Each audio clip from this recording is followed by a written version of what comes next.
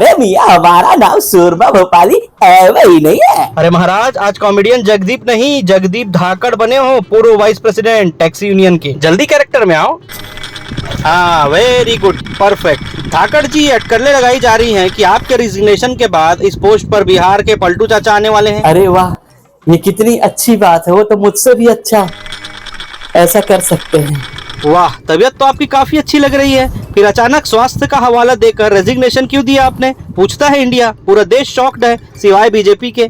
अब मैं आपको क्या बताऊं, मैंने कल अपने स्टाफ से कहा कि मेरा लगेज पैक कर देना, परसों हमें राजस्थान को जाना है। तो मेरा स्टाफ मुझसे कहने लगा कि आपकी तो तबीयत बहुत ज्यादा खराब है, आप तो रेजिग्नेशन दे चुके हो, अब क्या करने जाओगे राजस्थान? मैंने बोला ये क्या कर रहे हैं, क्या कह रहे हो तुम? तब उसने मुझे मेरे ही ट्विटर हैंडल को दिखाया और कहा ये देखिए, ये तो आपका रेजिग्नेशन है। मैं तब शॉक्ड रह गया, अपना ही रेजिग्नेशन देखकर मैं एकदम से शॉक्ड रह गया और हूबहू सेम टू सेम मेरा उसमें सिग्नेचर भी था। तब मैं समझ गया इस देश में फर्जी सर्टिफिकेट और फर्जी डिग्री जब बन सकती है तो ऐसा एक रेजिग्नेशन लेटर क्यों नहीं बन सकता? बताइए, क्यों नहीं बन सकता? मैं शॉक्ड हूं, I am shocked, nation shocked, but BJP can't shock. बताइए, ये इतना इतना ऐसा मैं झुका, इतना ऐसा मैं झुका, इतनी चाटुकारिता की, इतना पक्षपात किया इस दिन के लिए। बताइए, इस दिन के लिए कोई मुझे भाव नहीं दे रहा है, बीजेपी को भी कोई फर्क नहीं पड़ रहा है। बताइए, ये क्या तरीका है? हमारा ही रेजिग्नेशन, हमको ही पता नहीं। आजाद भारत के इतिहास में पहला वाइस प्रेसिडेंट होगा टैक्सी यूनियन का जिसने ऐसा रेजिग्नेशन दिया। बताइए, क्योंकि गोभी है तो पंपकिन है। अब ये बोल रहे हैं कि विदाई समारोह भी नहीं देंगे, ऐसे ही भगा रहे, विदाई समारोह भी नहीं दे रहे। बहुत परेशान हूं, मेरी इस परेशानी का थोड़ा सा निवारण कीजिए। अब आपका इस्तीफा कहो या आपको निकाला गया हो, इसके पीछे 3-4 बड़े कारणों को कहा जा रहा है। जैसे सालों से आंदोलन कर रहे किसानों के बारे में, उनके वादा खिलाफी को लेकर आपने सरकार को घेर लिया था, ये भी एक बड़ा कारण कहा जा रहा है। देखिए, 3-4 कारण, 5 कारण ऐसा कुछ नहीं है। कारण एक है, मेरे अंदर का मेरा जमीर जाग गया, मेरे अंदर से वो चाटुकार भाग गया और मेरे पद की निष्पक्षता और गरिमा को मैं जान गया।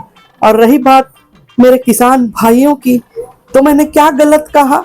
मैंने यही कहा कि अगर दुग्गल साहब ने किसानों से वादा किया है तो निभाया क्यों नहीं, और निभाया नहीं तो निभाने के लिए कर क्या रहे हैं, यही तो मैंने जानकारी मांगी ना।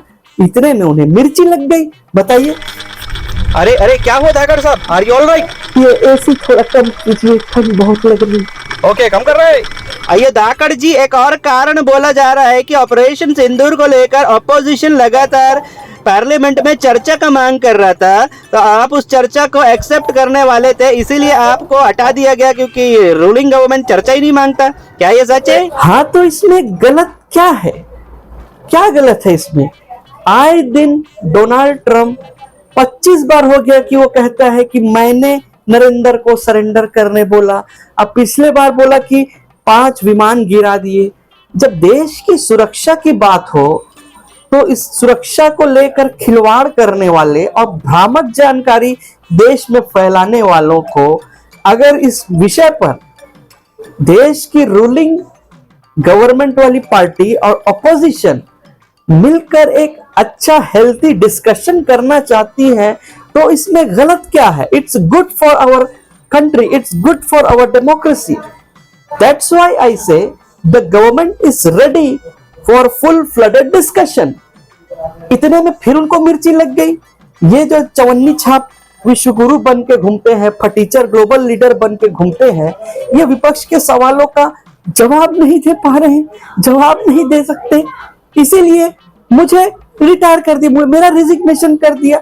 74 साल का वो बुढ़ाऊ मुझ 74 साल के आदमी को अब मार्गदर्शक मंडल में भेजेगा। बताइए, क्या ये सही है? क्या ये सही है? बताइए। अरे फिर एसी को कौन बढ़ाया यार?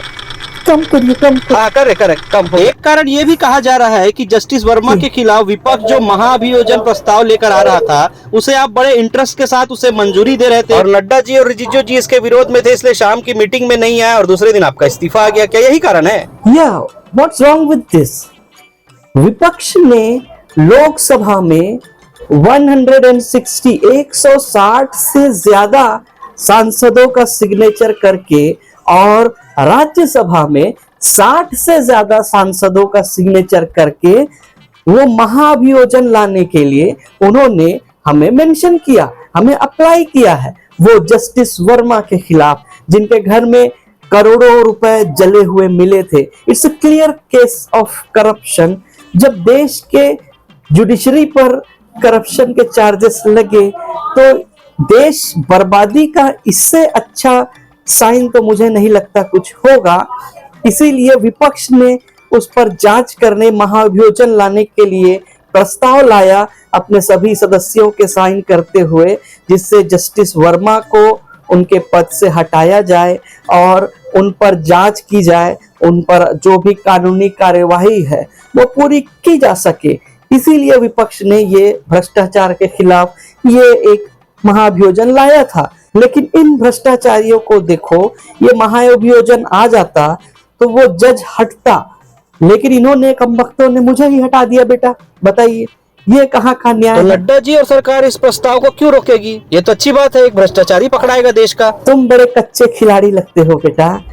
अगर विपक्ष का ये महाअभियोजन मैं पास कर देता, मेरे तरफ से ओके हो जाता, तो जस्टिस वर्मा पर कार्रवाई होती, वो शायद जेल भी जाते और पद से हटाए जाते। तो इस भ्रष्टाचार के खिलाफ इस महाअभियोजन जो ये ला रहे थे, उसका क्रेडिट कौन लेके जाता? उसका क्रेडिट विपक्ष लेके जाती बेटा। तो हमारे पास तो क्रेडिट जी है पिछले 11 साल से, वो पखला गया क्योंकि उसको क्रेडिट नहीं मिल रहा, उसको तो ये ध्यान भी नहीं है, वो तो खुद उसका लगोटिया होगा। तो वो क्रेडिट उसको ना जाए करके बेटा, ये देखो मुझे हटा दिया, हटाना उसको चाहिए था, मुझे हटा दिया। बताइए, ये कोई बात होती है क्या? अब तो मैं तो बीमार हूँ बेटा मैं बहुत बीमार हूँ बेटा। अब मैं बीमार हूँ, रिटायर हूँ। अब दो ही चीज हो सकती है बेटा, या तो इस महाअभियोजन को विपक्ष नहीं सरकार लेके आएगी, या फिर ये महाअभियोजन ठंडे बस्ते में जाएगा बेटा। ये दो चीज हो सकता है, इसके अलावा तीसरा चीज नहीं होगा बेटा, मुझे ऐसा लगता है। अरे फिर कौन ऐसी बढ़ा दिया यार? आप इतने अच्छे भक्त थे, परम भक्त थे, अंध भक्त से थोड़ा सा कम थे, लेकिन थे। और 10 दिन पहले आपने कहा था कि आप 2027 में रिटायरमेंट लेंगे। फिर कौन सी तपस्या में आपकी ऐसी कमी रह गई कि 2 साल पहले ही आपको रिटायर होना पड़ा या आपको रिटायरमेंट दे दिया गया? मुझे ऐसा लगता है कि आपने मेरे इस बयान को सुना है, लेकिन पूरा नहीं सुना है। मैंने कहा I will retire in right time 2027 subject to divine interrogation. मतलब ऊपर वाले की अगर हस्तक्षेप, दखल अंदाजी ना हो तो मैं 2027 में रिटायर हो जाऊंगा। और देखिए, हो गई ऊपर वाले की दखल अंदाजी। अरे आपका मौत तोड़ी हुआ है भाई, मरे तोड़ी है। जो ऊपर वाले का मर्जी, ऊपर वाले का दखल अंदाजी बोलेंगे। अरे वो नॉन बायोलॉजिकल है ना भाई, और अंधभक्तों के लिए तो ऊपर वाला वही है। तो यही तो समझना है, यही तो है। हो गया दखल अंदाजी, ऐसा ही समझिए। अरे दाकड़ जी, लेकिन हम आपको बहुत मिस करेंगे। We are really miss you sir, we are really miss you. अभी मरा नहीं हूँ, अभी तो मेरा जमीर जागा है, मैं अभी जिंदा हुआ हूँ। तुमको क्या लगता है ये मुझे रेजिग्नेशन करा के घर बैठाएंगे बेटा?